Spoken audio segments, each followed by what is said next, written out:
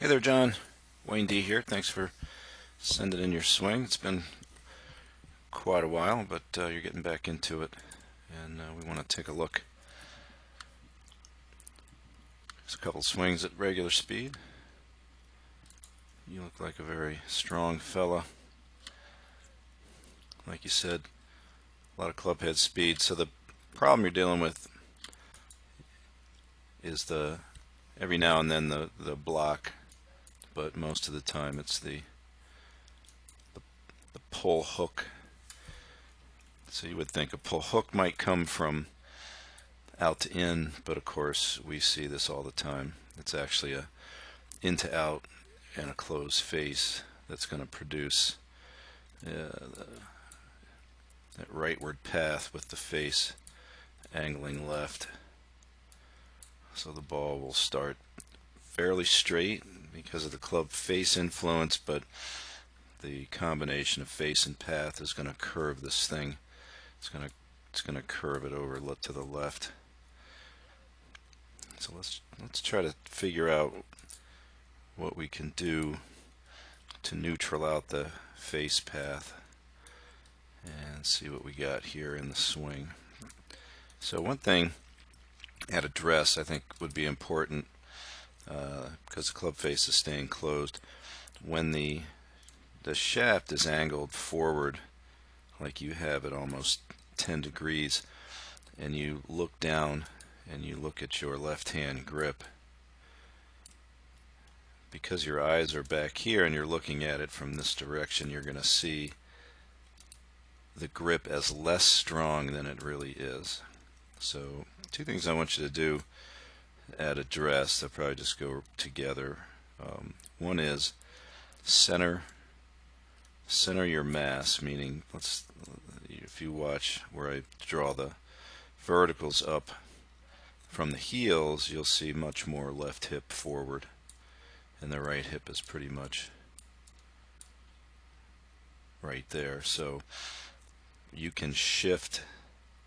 So right now your hips are off center. You can shift your hips back to the middle and leave your head pretty much right where it is. So you just pull your lower body back. So if you're pushing your knees or your hips forward to feel an impact sort of fix, let's go back to the middle. And when you do that, let's take the shaft and let's reduce the lean of the shaft from like 9 to down to 2, 3 max, and it will help. So we take the hips this way, take the hands back toward the middle, and when you look down at your grip, you're going to see the amount of extension in the grip might make it look a little strong. So that would help you get a true read on it and maybe weaken it up a little bit.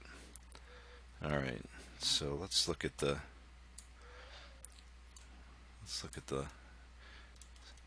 way I like to look at swings,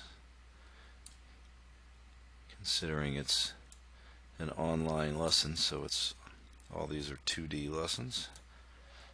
I've been learning a little bit more about 3D and what you can do with it, but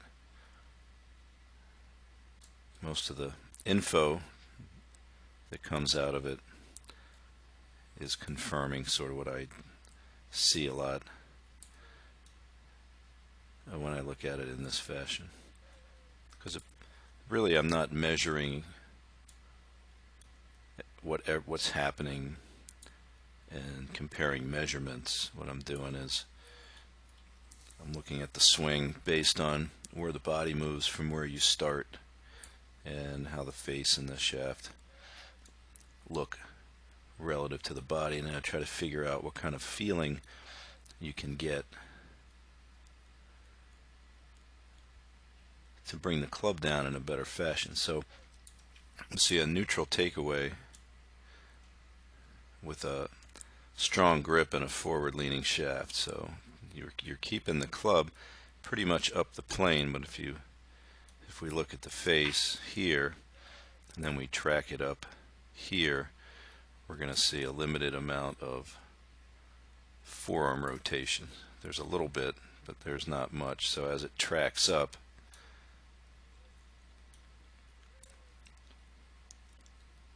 when you get the left arm parallel, you can see the face is still looking back this way. So what I want you to do is I want you to get into this position in your swing where your left arm is parallel. And from right here, when you do this, make sure the face looks just like this, and then just take your hands, take these guys and twist your hands clockwise. So just rotate the grip so that you begin to move the club face back around this way, so that the toe would appear to be more up or even more in line with the shaft. So what that's going to do, I think, for you is it's going to change the nature of how the muscles in your shoulder are working. So you've managed to get the shaft to angle onto the plane, so there is left forearm pronation, but in the right, to keep the face angled down like that, what's going to happen as you go up is the feeling you're going to get in the top of the shoulder is that the shoulder blade is going to feel like it's abducting or being forced upward, and the shoulder blade here is going to feel like it's being forced back to retract.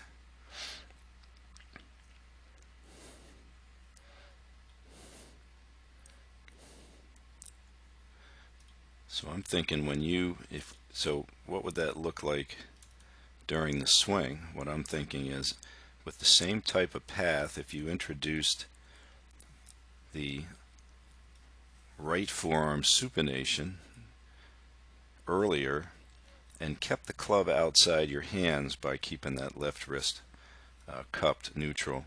So we want to keep the club out here, but we want to get to more of a toe up position at P2, and when the club appears out of your side here, I want the face to look more straight up, and in the process of getting more angled back. So what we want to do is we want to get the right forearm feeling like it's already supinating. And what that's going to do, it's going to suggest more external rotation of the right shoulder, and the club will continue to point in this direction. Now you're a strong guy, so you're managing to keep the right arm somewhat in front of you, but it's the way the shoulder is working, I think, that is causing the next issue. And you mentioned that in your email. You would like to see, now this is a shorter swing for you, but I think we wanted to make it maybe even a little shorter, like maybe this way, but definitely pointed more left at the top. And when this thing comes forward, if the right shoulder already feels like it's in the process of pushing forward or externally rotating, then this won't happen, where the hands descend straight down like you said. And as we watch that motion from the face-on view, what we're going to see is the upper body moving forward, dropping the arms, and the right leg, if you watch the right leg, it just doesn't have any drive to it. So we want to get this thing rotating as it slides. So we've got to use those right side lateral hip rotators to twist more. So we've got to get a more aggressive opening of the lower body. So when the club is pointed up here a little more to the left at the face, feeling a little more open. When you start forward and you concentrate on rotating more, and like you said, driving 45, you got the right idea. We want the left arm to respond by feeling like it's being pulled directly against the rotation of the body. So when you start forward, there's no rotation. You can see the knees start to work toward the ball early, right? So we're coming off the tush line. And when those hands drop, that club in the downswing now, it's into the downswing and it's still quite steep, which is going to make it want to flatten late. And since the shaft, since the club face is still relatively closed, if you don't start this thing, if you weren't swinging from in to out, couldn't start it right enough to curve it back to the target. So it's kind of it's going to feed on itself. You're going to swing more into out when that face is shut. So we've got to get the face to feel more open. We want the movement in the forward swing to feel more rotated to the left. Let the hands, or even rehearse the hands coming even more above the plane, so we get that sidearm throwing feeling. So sidearm throwing feelings with the arms more out in front of you is not going to work very well if the face is dead shut. So we want to be more open, and we want to encourage the club to come out in front of you instead of dropping flat. Because right now, if the face was more straight up, this ball would head over to the right by quite a bit.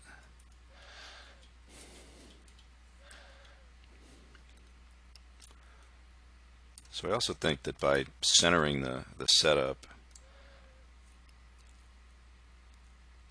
when you start forward, the idea is to get the right hip out from under you more or less to drive the pelvis in a shift and rotate fashion over this way. But you can see here the right side stays put and you lean over onto the left with your upper body. So the right side is just too neutral in this situation, and that's helping the hands drop. But I do think it can really be helped out in the backswing. So see if you can get the club coming up the plane like you're doing, but get it to feel like we're going to go toe up, so that by the time you get to P3, we want the face more in line with the shaft. That's going to help the right arm. I think the backswing would be about here and look like it's over there a little bit. And then we can, when you start forward, you can bring the right arm in front of you with that movement that involves supinating the right forearm as the left forearm stays pronated, and adducting the right upper arm to where it's driving down and forward. And that's going to help that right shoulder not get stuck behind you. Anyway, all right. So that's what I think. Give that a shot. Let me know what happens.